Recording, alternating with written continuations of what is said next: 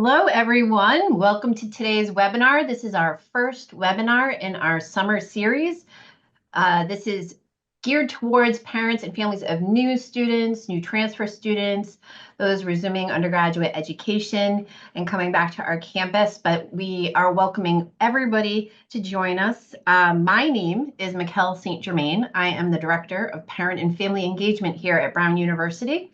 And it is my pleasure throughout the summer to bring you a series of webinars that will touch on topics you need so that your family can have a smooth transition to the fall.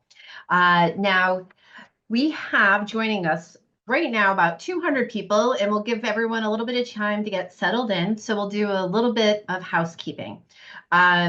Many of you submitted questions in advance of today's session, and we truly appreciate that because that helps us to build our presentation. And this was incorporated into many of the slides you'll see and the questions we have. However, if there's something we haven't touched on or you need more clarification on, you can simply click the Q&A button that's at the bottom of your screen and enter your question, and we'll get to as many as we can during the session. They are being recorded. All of the webinars will be recorded, and you can find them on the same place where you registered. So it takes us about 24 to 48 hours to get those edited and posted for you. So give us a little bit of time, but we'll have those up for you if you want to refer back to it or share it with your student or another member of your family. And that is throughout all of our webinars throughout this summer. After this webinar, we'll take a little bit of a break, but we'll be back on June 24th, and we'll be presenting a special webinar for international students and families called Supporting the International Students Global Journey. We do that at a different time. We do that early morning for East Coast Brown University time, so that way more people can stay with us live. However, again, if you can't make that time, you can always watch the recording. And then the following day, we will do a session that's going to touch on a lot of maybe not the most exciting topics, but really important topics like financial aid, financial student services, health insurance, and accommodations. So that'll be on June 25, and you can register for that along with all of our other webinars for the summer. We'll share that link a little bit later in this program. Whether you're a parent of the class of 2030 or you're the parent of a new transfer student or a returning student, we are excited for you to join us today. At the end of this webinar, I will have a short survey for you to fill out so that you can tell us how we can improve the information we're bringing to you. I will be covering a number of topics and having colleagues from across Brown join me because they're the experts in these topics. Today, I am really excited to introduce one of our most popular guests on these webinars. It is the Assistant Vice President for Residential Life and Community Living, Brenda Ice. I appreciate that wonderful introduction, Mikkel. Hello, everyone. Good morning, good evening, good afternoon, wherever you may be or viewing this, if it's pre-recorded. It is a pleasure and honor to be a part of today's conversation. For those of you that were part of the welcome that happened in early April, you had a chance to meet me then virtually. I'm still Brenda Ice, and I still oversee our residential community living. And today's conversation is meant to kind of take you through broad strokes of what it means to live at Brown. So if you will give me just a second, I have developed a few slides for us to be able to talk through. As Mikkel indicated, your pre-sent questions when you registered have been great and have allowed me to frame my presentation to address as many of those questions that you have posed to me. I'm hopeful that I get to everything. We've been doing this for a number of years, and I think we get to a place where we hit all of those bullets. But as she indicated, if something is missed, please use the Q&A feature, and we may be able to get them towards the end of our presentation. During today's conversation, I have broken it down a little bit to be able to explain just a little bit about who we are as a Department of Residential Life, and then be able to take you through, again, with broad strokes, some of the do's, the don'ts. I'll talk a little bit about the overall experience of living on campus, and then some decisions that you'll need to make both as student and as family.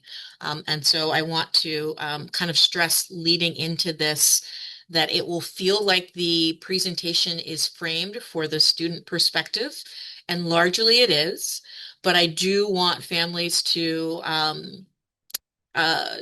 find themselves in this particular conversation, that these are also decisions and things that you should remember as you introduce your student to Brown. So a little bit about us.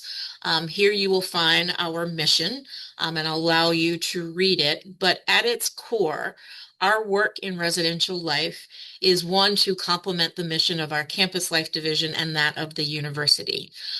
But where we find ourselves kind of capturing that mission is, excuse me, is really around creating a sense of belonging.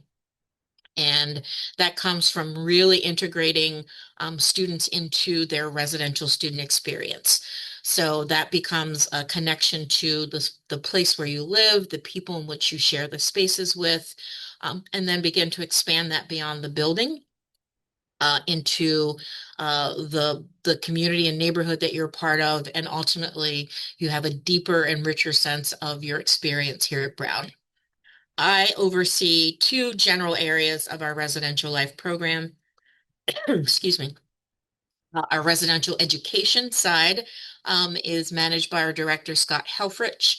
And we are currently underway in a search for our director of student housing and residential facilities, or the residential operations side of Res Life.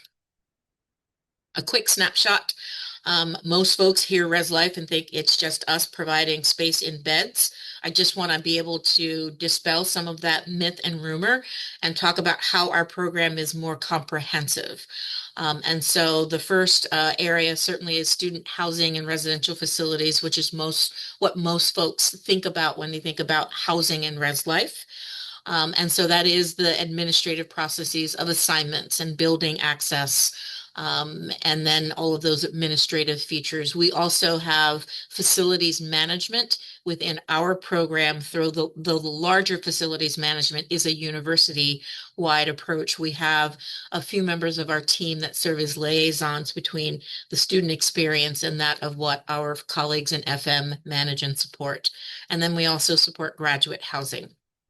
And there we have a cadre of professional staff of 11 full-time members and then 25 student workers that support our student housing side.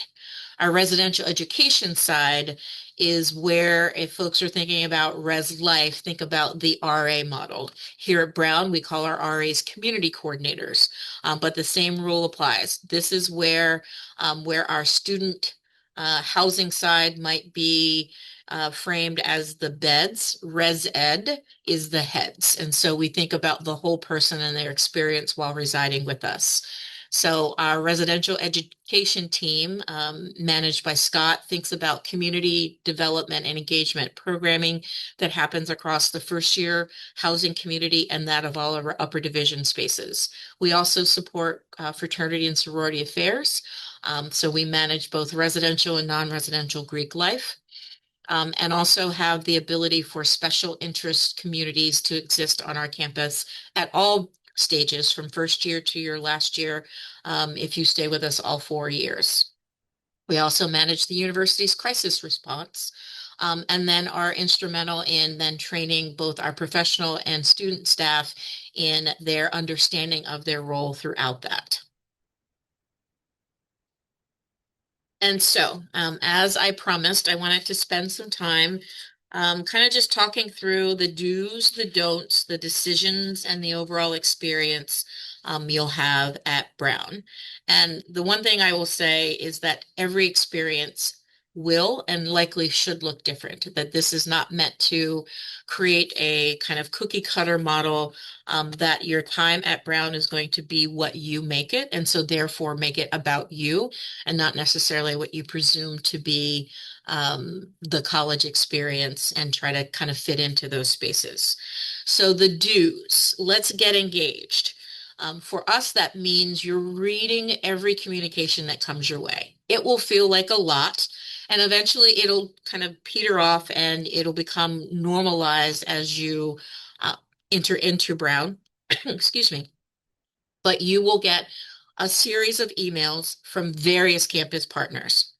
What we have done over the years is try to minimize the number of independent emails you get by creating more comprehensive newsletters. And so those newsletters typically take information from those campus partners who feel like there's a need to communicate out to you as a new student or transfer student coming in, and condense them into the new student orientation newsletter that is put forward. Mikkel also does a lovely job of pulling all of the information that tends to go out to students and making that information available to you as parents and families. Additionally, our office will send a series of emails because we are a residential campus with a 3-year residency requirement.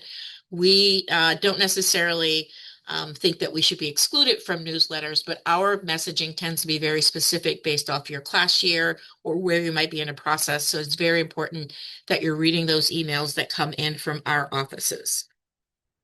Additionally, there are opportunities from other campus partners who will then ask for very direct communications. And so please make sure that you're reading those. And then take advantage of social media platforms. This can also be a very passive way of staying connected to information that's being shared. More times than not, those social media platforms are either managed administratively by our marketing and communications team or by your peers. And so think about perhaps starting to follow the pages of our student government or the Bruno Fellows, who are the kind of student leaders responsible for orientation. Even the admissions social media pages can provide you with great context about from the first day you said yes to now kind of viewing the experience now that you're a part of our program. When I say pay attention with all of those communications, while we want to welcome you and certainly want to share information, most times that information comes with deadlines. And so by reading it, we want you to attend to those deadlines and reminder dates that exist in those communications. Some are quite flexible, so there will be deadlines, and then there might be wiggle room to adjust here or there, and some are very rigid. As it relates to housing, we lean more on the rigid side to ensure that we can actually meet all the needs and preferences that are coming forward from a housing perspective. And then the only other thing I will add around paying attention is that just recognize that missed deadlines do sometimes come with consequences.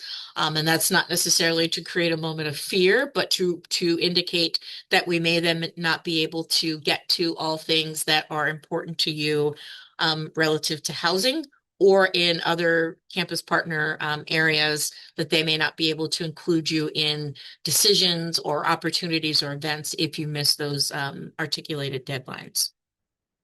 We want you to ask questions. This is both of the students on the call as well as the family members. Mikkel already went through the number of webinars that will continue to be available throughout the summer with various colleagues of mine. And so you will have an opportunity to connect with international students, have their own session. The forms and processes around financial aid and student accounts and SAS is another wonderful program. Health insurance in and of itself can be daunting just from a national perspective. So we give you an opportunity to talk about that as a function within SHIP here at Brown. Dining, if you are a first-gen student or first-gen college family, there will be a session dedicated to you. And then the orientation program in and of itself that onboards you and brings you to Brown is another way to learn more about the program. And then all else fails, send an email. At the end of this presentation, I will give you my email for Brown. Email me. If I can't answer the question and it's not related to housing, it doesn't mean that you can't still reach out to me. I make it my point to be a resource to you as family and student and connect you with my colleagues across Brown's campus. And then the last thing I will say about do is stay present. And this really means stay present in the moment that you're in. You've said yes, and we know you're coming. That's it. Be present in where you are now. Enjoy the time left remaining in high school or start of summer vacation or wrapping up time with friends, internships, whatever it is you might be managing. Be present in that and appreciate it. Brown is going to be here, and we're anxiously awaiting your arrival, but we can be patient. And so spend time with family and friends and those that you need to connect with. Because trust me, once you get here, it will feel like a whirlwind, and you will wish that you had opportunities to just sit, reflect, and breathe a bit before your college experience at Brown begins. All right, so for every do, there are a few don'ts. And I tend not to be the administrator who shakes the finger. But these are moments that I think it's important for folks to recognize. There are some things we absolutely need you to adhere to ensure a level of success when you arrive here at Brown. So the first thing is don't forget. I mentioned before that many of the communications you're going to receive will have posted deadlines. Don't forget to meet those requirements. All of them are important, especially ours. With a 3-year residency requirement, we still need you to comply by completing the application and getting us the information so that we can best place you and or prepare you for that selection or placement process. To that end, plan ahead. So when you get these deadlines and know all the information that's required of you, put them in a calendar, set reminders so that you aren't waiting truly until the last minute to get something completed and then find that you still need additional documentation or more information from family before you can complete these forms. And then if all else fails, be proactive in notifying us as an institution and particularly our department if a situation arises that's going to prevent you from meeting the posted deadline. It is better to know and hear from you that there are circumstances that prevented it rather than us assume that you just simply did not complete it and either weren't interested or failed to read all of those communications. The other thing is not to assume. And this is where I want folks to go back to Brown's philosophy of this open curriculum. The open curriculum encourages students to be curious. And we want to apply that same approach to the work we do here in housing and residential life. So here, let's not assume anything about the individual that we've now paired you with as a roommate or roommates if you're in a multi-occupancy space. Um, you can call, and that might seem daunting for this generation of students. So maybe text or find a way to communicate with your new roommate, but make the contact. Ask the questions, talk to them. This can be the moment where you actually talk about who you are as an individual and why you're coming to Brown and um, talk about your own shared belongings and then your personal belongings that you might be bringing. There's also opportunities to talk with other folks, other Brown students besides your roommate in advance of your arrival. So one of the newsletters that you'll receive from New Student Orientation introduces you to the Bruno Fellows, who will set up conversations throughout the summer. Join those sessions. Follow them on their social media platforms and ask the questions. Be curious, be inquisitive, so that you don't make assumptions or base it off of what you heard from an older sibling or a friend in the community who went to Brown years ago. Things change almost every year. And again, this is meant to be your experience. So ask the questions so you can frame how you will kind of navigate your time here with us. By all means, I cannot stress this enough, don't overpack. The number of folks over the years that I've seen actually arrive with U-Hauls is astonishing. The rooms aren't that big, folks. And so while a U-Haul is coming, I hope it's meant for 5 or 6 people that all live in a particular area that are bringing their items. We provide standard amenities in the room, which include a desk and chair, a bed and mattress, a dresser, and a closet if it's already built into the space, or a standalone armoire for those students, so that every student has those items in the room. We can assure you that the room design and layout matches the number of people that we have as occupancy for the space. So if we call it a triple, the design and layout of that room will accommodate 3 people and all of those amenities. Where it starts to get tight and people don't believe that a triple is really a triple is when you decide, and all 3 of you would decide, to bring in everything that you had at home and want to have the creature comforts of home in your room.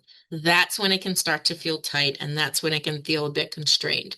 So just go back to the previous one around assumptions, and have conversations with your roommates to know who's bringing what, so that you can maximize both the space of your room and still have those kind of creature comforts from home. And then don't freak out. And this is meant both for students as well as family members. Um, this is everyone's first time at Brown. For our transfer students, it may not be their first time at college, but this is everyone's first time experience at Brown. Again, make it your own. But because it's everyone's first experience, they don't know more than you do, because we're all kind of navigating this together. Um, I am going to age and date myself, and it's probably just the family members that are going to know this, but every time I say we're all in this together, I hearken back to High School Musical. And so we are here to be a part of that experience with you. It will feel daunting to be a college student or a college student at Brown, but know that everybody had that sense of my first time at Brown at one point or another, and have remained successful and have loved the experience that we've been able to create. Okay. The experience itself. So I want to be able to talk about the application process, which will launch soon, in the next few days. As of this webinar, I cannot give you an exact date, but know that it will be coming in a few days in the form of an email sent to your Brown email account. So the other thing I want to stress is that that becomes the formal line of communication that our office and most of the university use in communicating to students. So emails should be active and attended to, and so look for those communications. What I will tell the families, and Mikkel can provide the link as we go through this, is that for every campus-wide communication we send to students, we then replicate that communication on our community messages page on our website for Res Life, so that you don't have to rely on your students forwarding you communication from the Office of Residential Life. At least those broad stroke communications around housing or major outages, or anything related to the residential experience more broadly, is posted same day the communication goes out. So you will be able to see the same information that was shared with your student. You won't have access to log in, but at least you will then know those reminder dates, and you can remind them as well that this is what they need to do. About the application itself, brace yourself. We only ask 6 lifestyle questions. The application has a series of pages where you need to agree to the housing agreement and a few other elements. But the questionnaire itself, to get a sense of who you are and how you will live in our residential spaces, is 6 questions. And they are focused on smoking, cleaning, sleeping, and connecting. And the connecting piece is really about how you want to interact with your roommate, whether you're going to be best friends forever, or if you want a cordial relationship, or somewhere in between. Those elements, and trust me, I'm pretty sure there are folks going, only 6? Yes, only 6 is the magic number, because it allows us to then do some matching internal to our housing platform, and we usually get it right. And when we get it right, it is magical. It is moments where students then wouldn't have otherwise thought to have lived with this particular individual and then find themselves living with them in their second year, third year, and even beyond that. That said, there are moments where we believe we got it right, but there still remains conflict. And we do have some safeguards in place that shortly after you arrive, we can create moments where we could do a room change if necessary. Um, but we want to make sure um, that you at least give yourself a bit of a period. The other thing I will say about the application is that in those responses, this won't be the moment to be aspirational you. So if you know that you don't keep your current room environment clean, let's not put in your application that you are neat and tidy, because we will believe that to be true of you in your current state, not what you wish or aspire to be. So just be truthful, at least in those application responses for us. For arrival, move-in day is September 2nd. We are in a kind of late start for this academic year coming up. So move-in day is September 2nd. There is an option for early arrival, typically for those students who are coming for athletics, pre-orientation, or employment if you're a returning student. More information around early arrival will be shared closer to the date you receive your assignment, which is in within the first week of August. The other part I will share about arrival is that it is self-directed. You actually get to set the time that you plan to arrive. So I know that many families want to be able to start booking flights if they're not driving in or have the ability to do so. You have the flexibility to either wait until our early arrival information or move-in information makes available to you, or go ahead and book it now so that you can then set your arrival date and time based off of your preset plans. We will be flexible as we can with that, but really want to ensure that those moving in on the 2nd truly are the general student population that didn't have an early requirement through athletics or pre-orientation to be here prior. In some instances, there are extenuating circumstances of travel or having multiple students going away to college and needing to kind of flex. We can work with you in those environments. When we talk about the experience of the community, it starts with the roommate. And so we'll want you to know and get to know that person you're going to be spending time with in this space. And then expand that thinking, and our community goes to the floor and knowing the individuals you're sharing the common space with. Expand that to the building itself of which you're a part of. And then we have neighborhoods that then create multiple building communities. So Keeney Quad is a very popular first year community, as is the Pembroke Quad.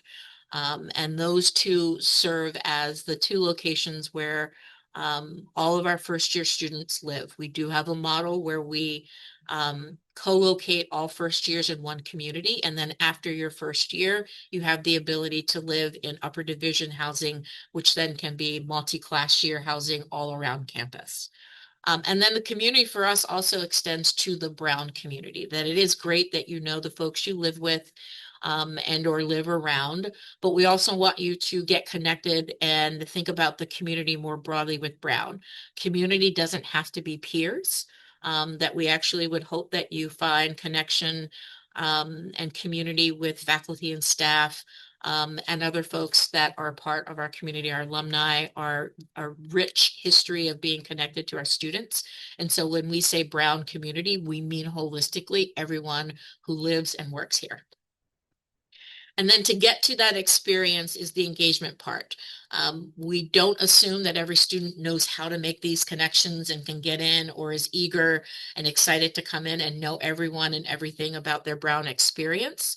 And so we have student peer leaders available throughout your time, and have positioned them very intentionally about when they engage with you. So orientation leaders become one of the first few peer groups that will be your connection point, will reach out to you either virtually through the newsletters or starting to set up information sessions to get to know you. There is an orientation session scheduled for later in August, where more information will be provided to you about how orientation leaders are hired, and more importantly, how the groups are configured. The community coordinators are our version of RAs here at Brown, and so we have 140 CCs in our various locations, a few more stacked in the first year area to ensure that you have as many resources surrounding you as you make your way and develop your first year experience. Johns are our academic RAs, if you will, and so they're going to be there available to support you with your scheduling when you arrive for orientation, but that are with you throughout the entire year so that when it's time to schedule and register for the spring, it's that same John who's going to help you think about course selection and get you connected to faculty advisors and things of that nature. And then the last one is RHC, or our Residential Hall Council. And so these are a group of students who said, I want to do more and enhance the student experience you already create through your residential life program. And so these are volunteer students who take on leadership roles in their various communities and offer programming and or advocacy on the part of those students living in that particular building. So there's all kinds of ways for you to get engaged.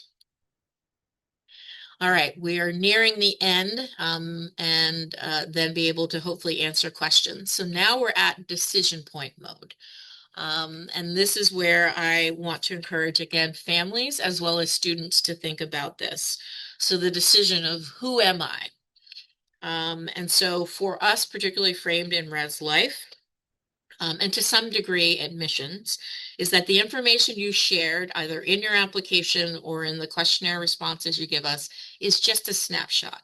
We recognize it's not the whole you.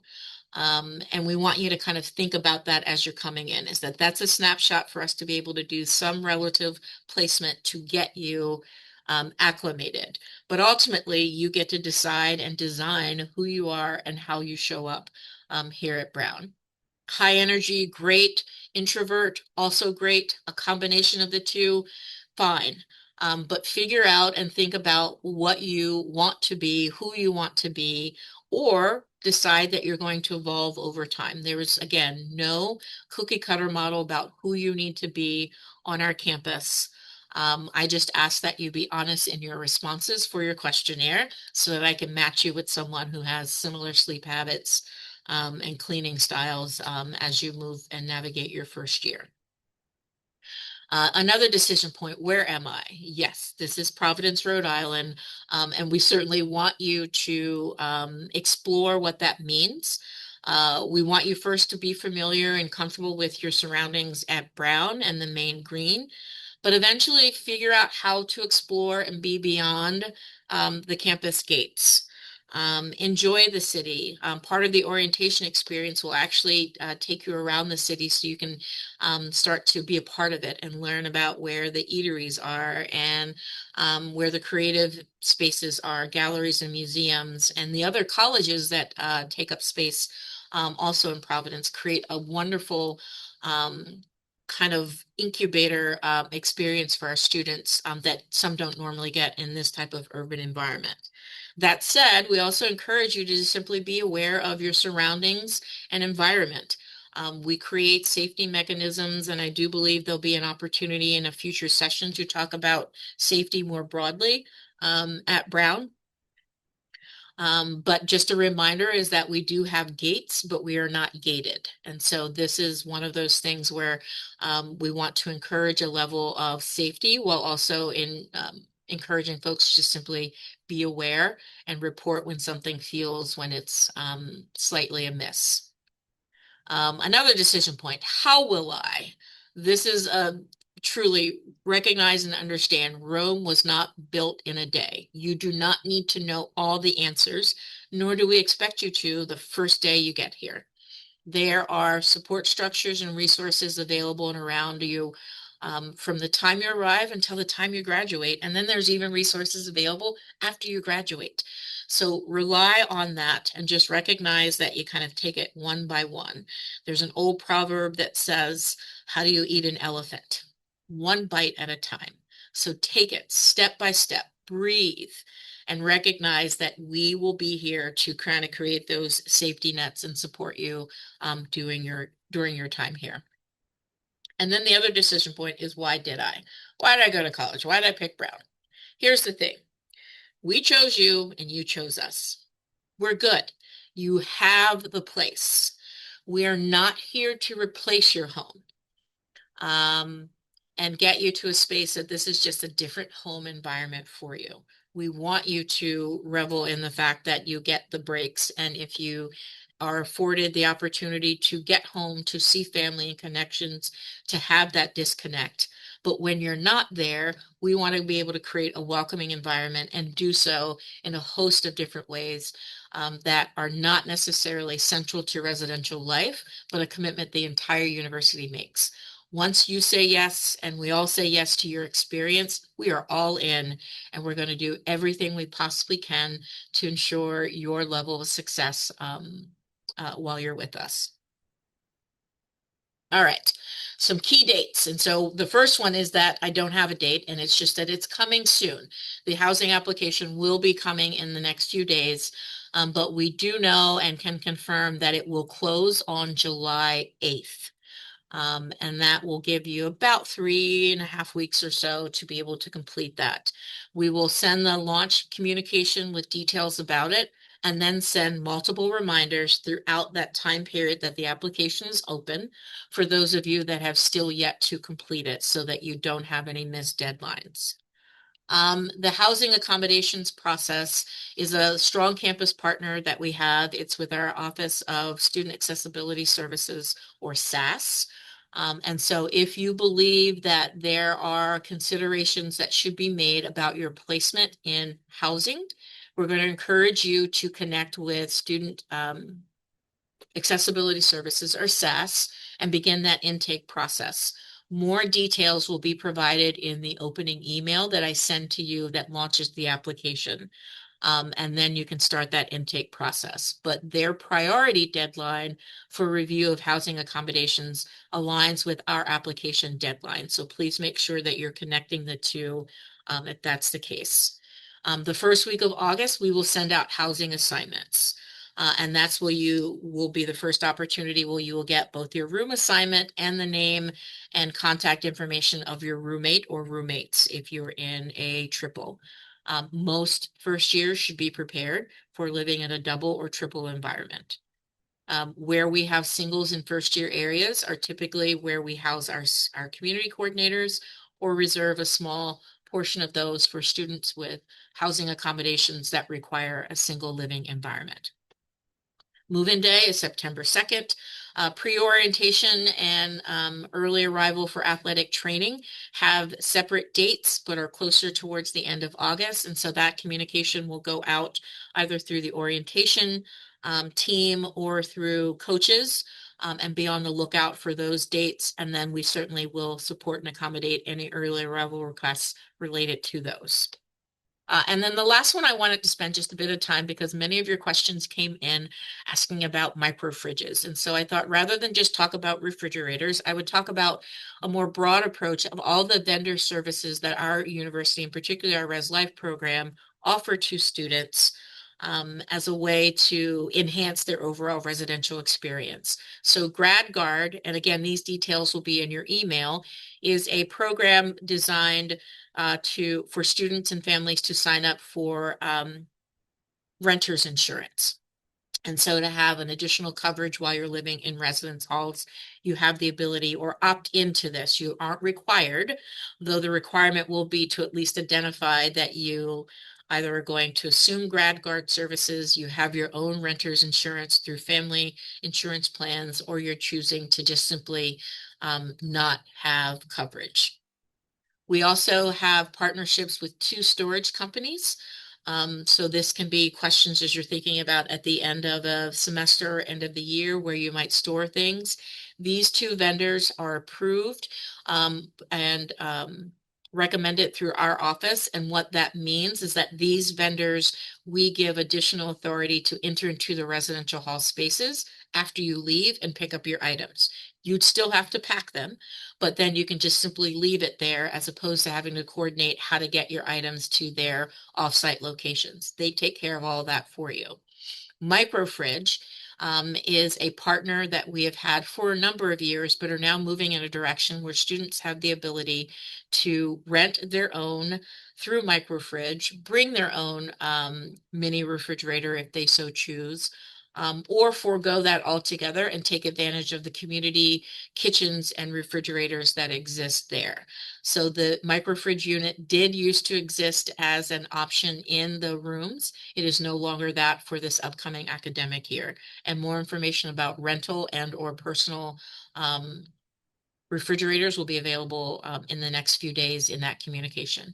And the CSC is our laundry service. We provide complimentary laundry to all students in every residence hall, and that is a strong campus partner who then is on site almost weekly to maintain the facilities or the machines and have a quick turnaround response when there are challenges with a particular laundry unit. And I have reached the end and have created enough space, I do believe, Mikkel, for you to ask questions.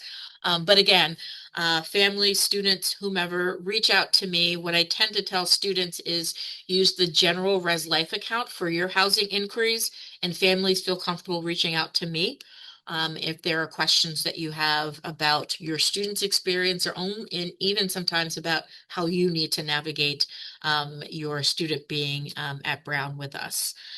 And then there is also the community messages page where you can see the campus-wide messaging that we share all of those messages with you and with the students throughout the academic year. All right. All right, I Brenda, believe I answered all your questions. there's still a few more. There's some Okay. All ones, righty. yeah, but you did a lot. So I'm going to give you 1 second to catch your breath so I can Yep. answer a question that came up about parents and if they should stick around or leave when their student is dropped off for move-in day. And so it's really up to you. We do provide a informational day on September 3rd, and we have a nice reception on September 2nd after you're all sweaty and tired from moving in your students. You get a little break and to socialize with other parents the evening of September 2nd. But these are all optional, but we'd love to have you join us. A lot of folks do then ask us about convocation, which is it's that ceremonial time when the students walk through the gates for the first time. You know, they're only supposed to do it twice. Next time is at graduation. That's on September 8th. So if you're in the area or you do have the ability to stay, you're welcome to come and watch it. But we also live stream all the students going through the gate. So you don't have to stick around for 6 days after you've moved your student in. And I'll say the majority of parents don't stay for that. But again, if you're here, we'd love to see you. You can also get more information on that from the Parent and Family website on the Brown website. So, all right, Brenda, you ready? I am. Rapid Okay. fire. Let's go. Okay. When students are given their questionnaire, is one of the questions which residence hall they would want to live in? It is not. So one of the unique features, and I actually appreciate this in my time doing residential life, is that students do not get to preference building. They get to indicate how they show up in the space, and then we do all the placement. We are intentional with that. We don't allow for students to name roommates, nor do we allow them to name a particular building that they would like to be in. If, however, there are accommodations assigned or approved that require a particular type or style of building, since each building, I will tell you now, is quite unique, that is probably when we lean into the preference. But even then, our colleagues in SAS don't necessarily name a particular building, but say these are the needs, and then it may only exist in one or two of the buildings as opposed to all of our first year residential spaces. Okay. Another question is, what if you're moving in? This never happens, but if you move in and there's something wrong with the room on the day you move in, and I think this is good to think about for when your students here for their entire Yeah. time. Who do you contact? Okay. Well, on move-in day, if something is wrong with your room, it's likely going to end up with a call to me to figure out why. But we spend the majority of our summer working with our colleagues in facilities management and custodial services doing the general repair and clean and preparation for the room. If in real time there is a situation, you just simply need to find a member of our team and we'll have clear identifiers of who those are, and they can get connected to figure out what the issue is and hopefully get it resolved. More broadly, during the academic year, we are very close partners with facilities management who manage our work order system.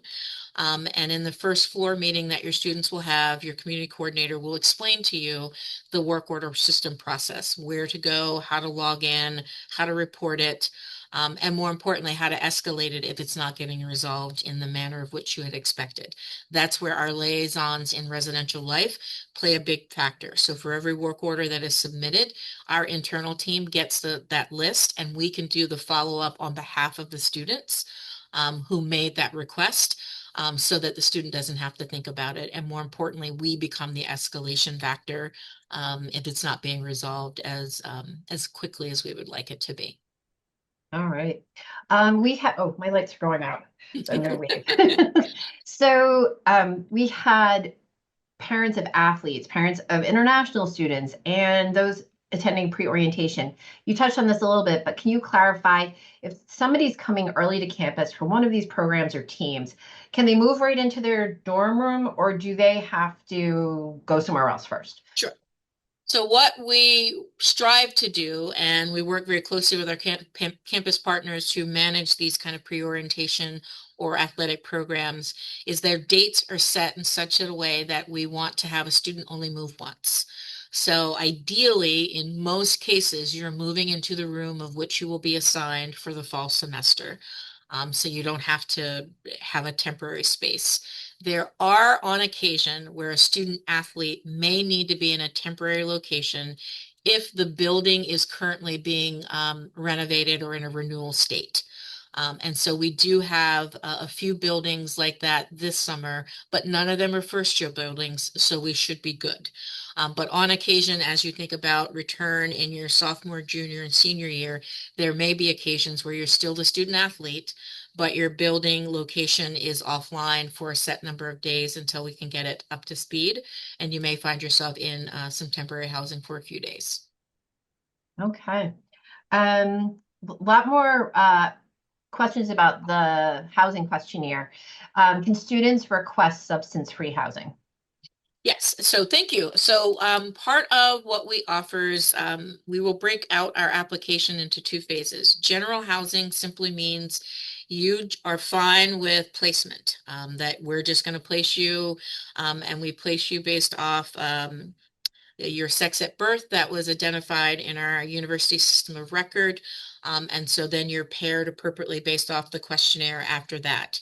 We do have specialized housing features available, which would include single sex housing, single gender housing, quiet housing, and substance free. And more detail around those specific communities can be found on our website, and we provide greater detail in that in the application and in the email that we send. So you can request that, and then once that's in place, we will then identify a location that matches the number of requests. At this time, we don't name the building where those communities will take place, because it needs to be driven by the interest of those students who express it. Okay. We had some questions from families of transfer students. Glad to see our transfer families here. Yes. Is the process the same for them and are they housed together? Sure. So yes, transfer students will fill out the same questionnaire, and have the ability to express interest in some of those specialized communities. The challenge we run into is twofold. Transfer students, where we can, we do like to co-locate them in one or two buildings, But for the most part, our transfer students are actually integrated into our upper division locations so that they actually live amongst folks more aligned either with their class status or age.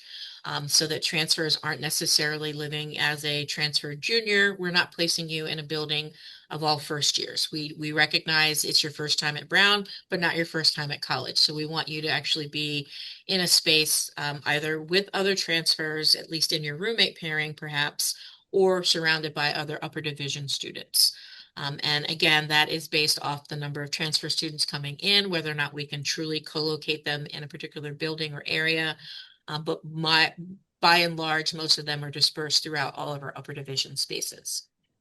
I will say there are opportunities for transfer cohorts to come together through orientation, there's actually a couple of student orgs dedicated to the transfer student experience. And so there will be ample opportunity even if you're not living amongst other transfers to still get connected to them and create a greater sense of community. All right, staying on residence halls, are there gender specific residence halls? And if not, are there floors that are gender specific? Yes, so the specialized housing that I talked about, all of our residential halls are co-ed by design. And that just simply means within the building. So it's not co-ed in the room itself because we pair that based off the sex at birth. Except in the instances where you have indicated specialized housing of single sex or single gender. And then we guarantee that it is aligned by floor. So if you indicate that you want single sex, then we will ensure that all those that request single sex are on the same floor. We do not dedicate an entire building to that unless there potentially is an overwhelming number of students who make that type of request.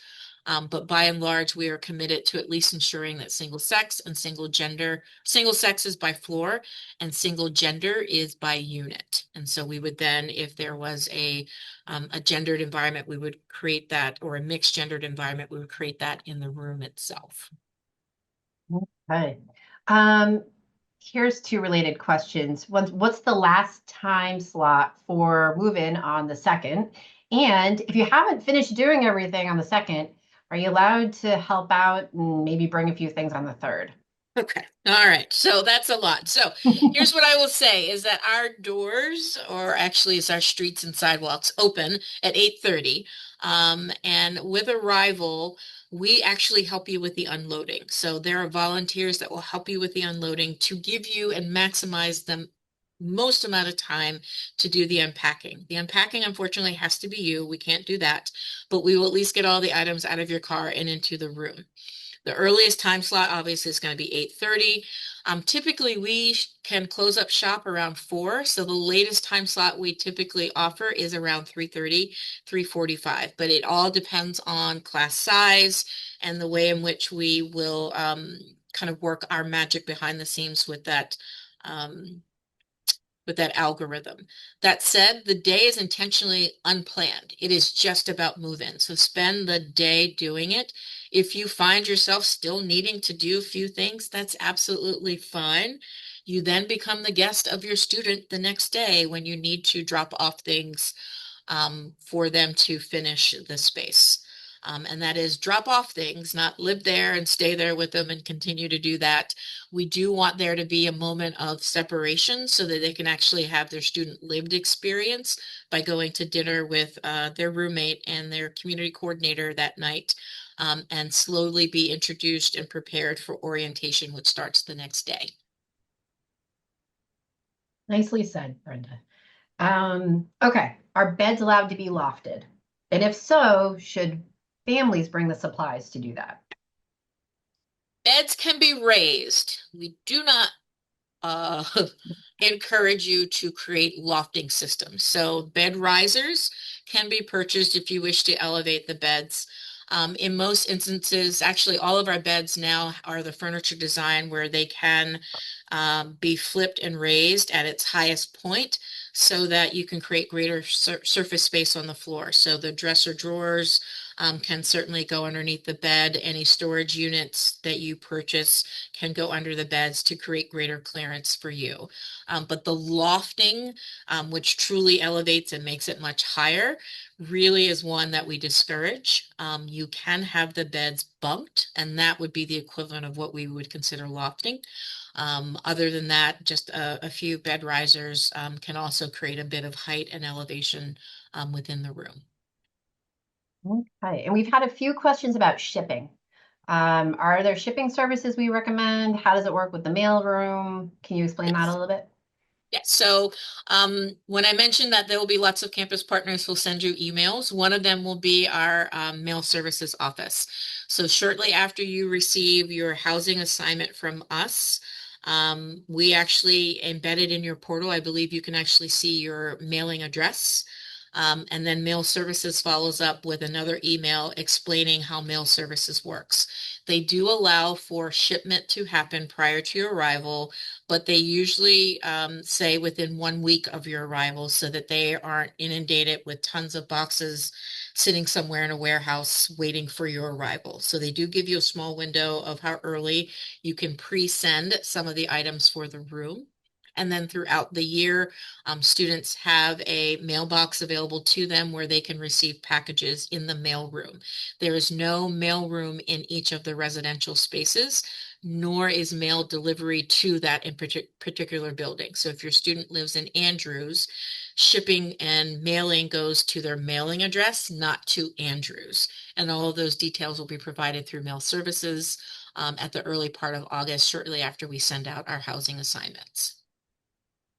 All right. Is there a way? So we've had questions about, can you request a double instead of a triple? Can you ask for to live with a specific friend that you might know is coming to Brown? Could you request a single or any of these options? No, no, and no. And I will say, is that we intentionally do that so that we can truly create what we believe to be a very inclusive and diverse environment for students. And so it's great that you know someone who's going to be coming to Brown. Use that as an opportunity to know someone outside of your residence hall. And be able to build connections. Requesting a double or triple is kind of moot because you're going to be in a double or triple. I just don't know which one. And it really comes down to the responses that our students give in the questionnaire that allow us to then intentionally place them in those environments. And no, the singles again are part of our allotment, but are typically reserved for accommodations. If we have fewer accommodations and have an availability of singles, then they're just included in the randomization of that placement. Okay, we're nearing the end. Yes. We had a couple of questions that um, were about the whole move-in process, and if they don't know your move-in date yet, or your move-in time yet, but you want to make your travel arrangements, can you explain a little bit about the thinking around that? Sure. And while you're doing that, I'm going to put the survey link into the Yeah, chat. sure. No problem. What I will say is that we're actually going to, I thought of this the other day and I was like, we do a lot of sending emails. I'm actually going to have my team work on developing a move-in video tutorial.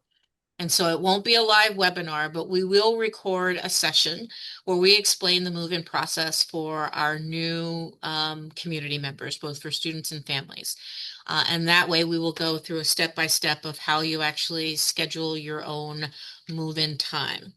What I will say around the move-in time and pre-arrangements is that we know your move-in day. If you have no intention of coming early for athletics or pre-orientation program, your move-in day is September 2nd. You can actually go ahead and book your flight.